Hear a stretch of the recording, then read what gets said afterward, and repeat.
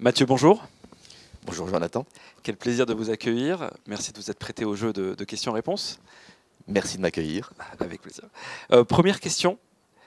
Pouvez-vous nous rappeler quel acteur est Ophi Invest et finalement, quelles sont vos actualités? Alors, Ophi Invest est la filiale de gestion d'actifs du groupe AMA. Nous gérons 200 milliards, un peu plus de 200 milliards d'actifs sous gestion et nous sommes aujourd'hui le 5e asset manager français. Alors notre actualité, elle est multiple. La première, c'est que Ophi Invest est le fruit d'une fusion avec la société de gestion d'actifs Abeille Asset Management fin 2022. Et nous venons de fusionner avec Egamo, qui nous rejoint au 1er juillet. Alors Ophi Invest, qu'est-ce que c'est?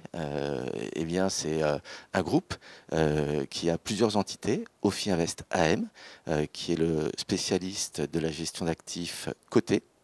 Nous avons deux filiales en non coté, ZenCap qui gère de la dette privée, Swen qui gère de private equity et du private infrastructure, et Ophi Invest Real Estate qui, comme son nom l'indique, gère de l'immobilier.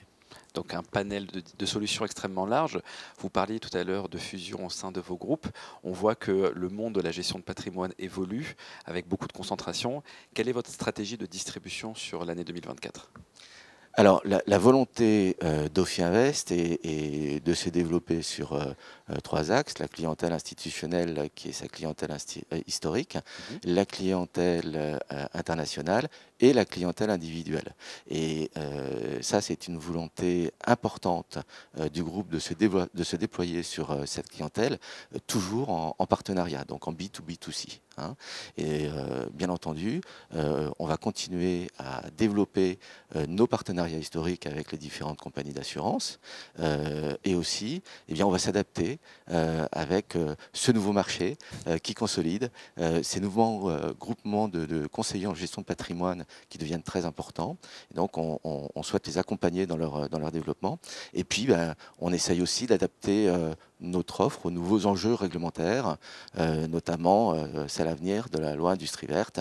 Et probablement que nous serons être accompagnés par nos filiales pour être force de proposition sur des projets non cotés, en complément de ce que nous avons développé en coté pour les conseillers en gestion de patrimoine et aussi pour nos réseaux, puisque il ne vous aura pas échappé que nous avons fusionné avec Abeille Asset Management, et donc nous sommes proches d'Abeille et des réseaux.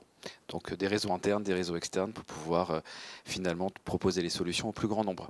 Les marchés financiers sur ce premier semestre ont été relativement calmes. Là, ça risque de tanguer un petit peu.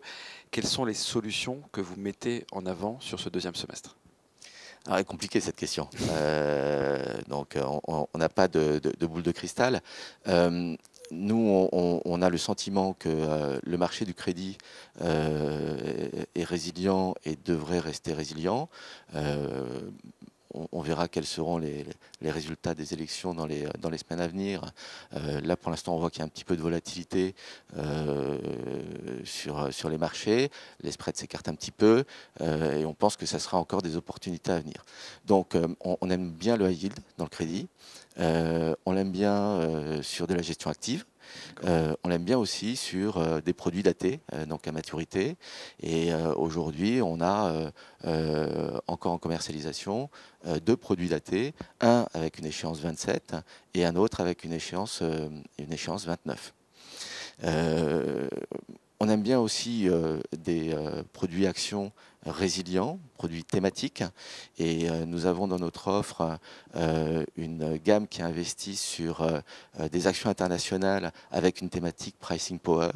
Et ça, on pense que même s'il y a un peu de volatilité sur les marchés, le produit a montré une certaine résilience dans le passé, et on pense que ça peut rester une bonne solution. Et puis une classe d'actifs que connaissent bien nos clients, ce sont les métaux. Et là, on a deux produits, un orienté sur l'or et les métaux précieux, et un autre sur les métaux stratégiques de l'énergie. Et donc là, on peut jouer deux thématiques, à la fois avec l'or et les métaux précieux, se couvrir contre les risques idiosyncratiques, et pour le deuxième, eh bien, jouer la transition énergétique. Voilà, donc l'or comme valeur refuge et comme diversification avec les métaux précieux. Un grand merci Mathieu d'avoir répondu à ces questions et puis un très bon deuxième semestre pour vous. Merci Jonathan. À bientôt. À bientôt.